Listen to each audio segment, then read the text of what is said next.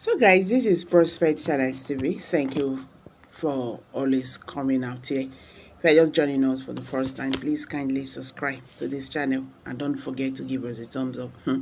This video I'm about to show you will, open your eyes to understand what is happening in this Simon Ekpa's case versus Finland, because right now Finland is even in trouble, for detaining Simon Ekpa. Let me leave you to watch the video. Thank you.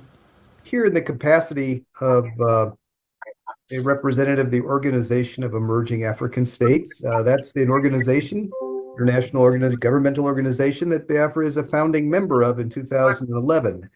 And the Organization of Emerging African States is highly concerned about the continued detention of the Prime Minister, Simon Ekpa.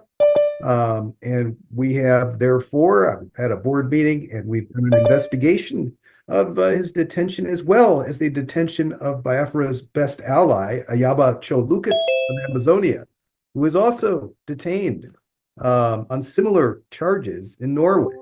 And we've looked into this, and the Organization of Emerging African States has come to some conclusions, and we're issuing a public declaration today regarding your prime minister, as well as Ayaba Lucas Cho.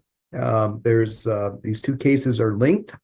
As you know, Prime Minister Ekpa was taken into custody by the Finland authorities, and he remains there under investigation. What you may not know is the conditions of his detention are very harsh. Solitary confinement. His access to the outside world is limited. So we know this because we have debriefed three of the other four detainees who have since been released. There's very serious concerns on the part of the OES about how they were treated. So this was done, and we believe the conditions that Cho are imprisoned under in Norway are quite similar. In Norway and Finland, of course, they could imprison people, detain people, they call it, on remand, almost indefinitely while they continue to investigate the allegations.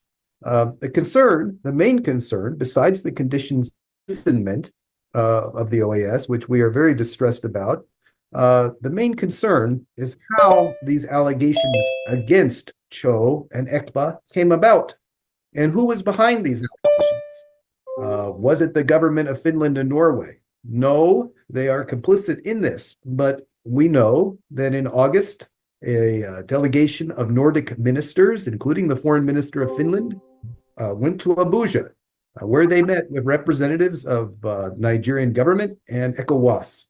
And at that time, it was noted that in the Nigerian press, the foreign minister of Finland was quoted as saying that she would soon have Simon Ekpa arrested.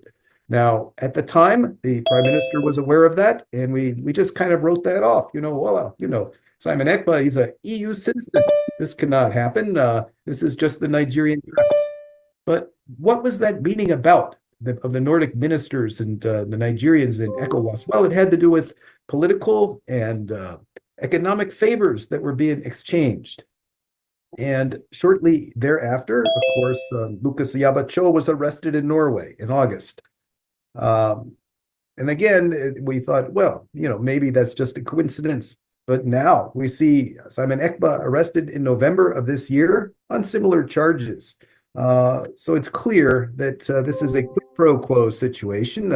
It has the appearance here, the OAS, that Norway and Finland were promised favors by the Nigerian and Cameroonian governments. And in exchange for those favors, they were to deliver up, or at least take out of circulation, neutralize Simon Ekpa and Ayaba Lucas Cho.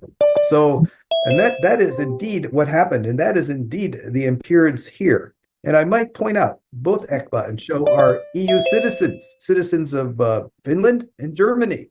That did not matter. They are sitting there in solitary confinement right now, facing charges. Now, what are the charges? Well, very similar. In the case of Cho, in Norway, it is something to do with instigating crimes against humanity using the internet or some nonsense like that.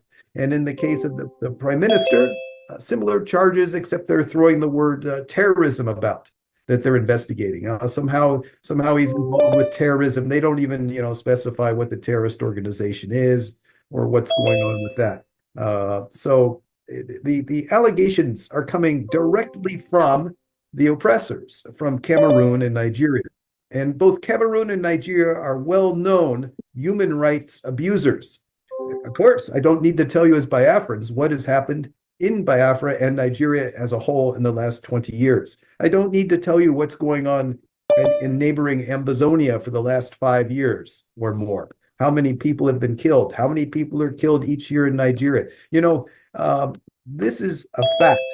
Yet, Finland and Norway are taking the allegations from these two countries that are the human rights abusers. So we have a lot of concern about the source of the allegations, because if there are human rights abuses, it is the direct fault of Nigeria. It's the direct fault of Cameroon. If people are defending themselves after years of being subjugated to this, that is the fault of the oppressing governments. That's not a crime. So we have a concern, and of course, it's not like Norway and Finland don't know the circumstances. As you know, there was a large report issued a few months ago about the deaths of Christians in Nigeria over the last few years. But yet they're taking the information from the Nigerian government.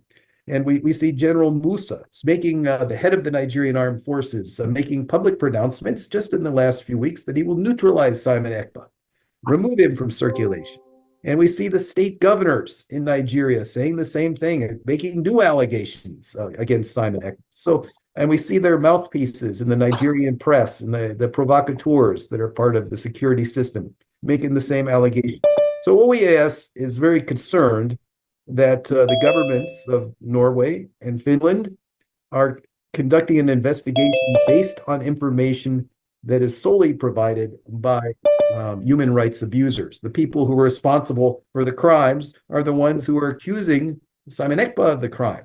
So we're concerned about that, and we're coming forward with our declaration, which is in the hands of the DPM, and which we will be distributing worldwide in the next few days. We also are suggesting that if Finland and Norway are really doing an investigation of what is going on in Cameroon and Nigeria and Ambazonia and Biafra, that when they do actually discover war crimes, genocide, and crimes against humanity, which we know have happened, but those crimes are being committed by the agents and armed forces of Cameroon and Nigeria. And therefore, we're telling Norway and Finland that they need to refer the matter of the crimes being committed by Nigeria and Cameroon to the International Criminal Court, which has the appropriate level of expertise to evaluate these crimes. So this is what's being done on the international level. And again, the victims of this are holding themselves up. We've talked to some of the people, the detainees who've been released, and they've comported themselves in a heroic manner. So I want you to know Biafra is not standing alone. It has friends on the international level, and we will be distributing this worldwide and calling out the governments of Nigeria and Cameroon, who are the ones who have instigated the arrest of Simon Ekpa and Lucas Ayabacho. So guys, if you all watch it now, what's your take on this? Please kindly drop your comments below the comment section. And don't forget to give us a thumbs up. Share this video, let it go viral, so that Biafrans will understand what is happening in this Mazi Simon Ekpa versus Nigerian government and Finland case. Thank you, and bye for now. Biafra.